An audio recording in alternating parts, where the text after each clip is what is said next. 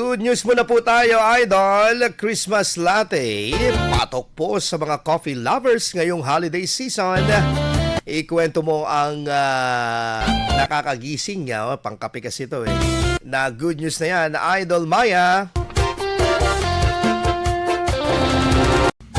Tuwing darating ang Kapaskuhan, hindi kumpleto ang merienda pagkatapos ng simbang gabi kung walang taho o kaya bibingka at puto bumbong na kapares ang kape mo. Pero paano kung ang mga Pinoy delicacies na ito ay maging flavor ng favorite coffee mo? Abate, hindi ka pa ba sa latte?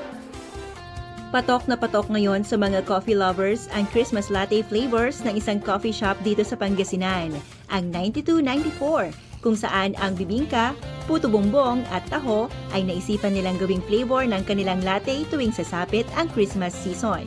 Ayon kay Jo Marie, ang head barista ng cafe, naisipan niyang gawin ito inspired by Simbang Gabi.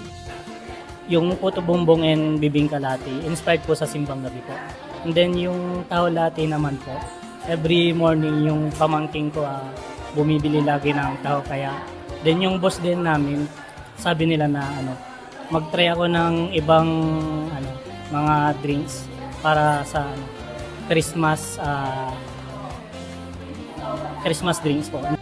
Hindi naman sila nabigo dahil ang kanilang mga customers ay 100% satisfied sa lasa ng may Pinoy delicacy twist. Samantala, available lamang ang Christmas latte na ito tuwing Burr months, kaya sa mga nais matikman ito, huwag na magpahuli at bisitahin na ang mga branches ng 9294 Coffee Shop sa Mangaldan at Dagupan City.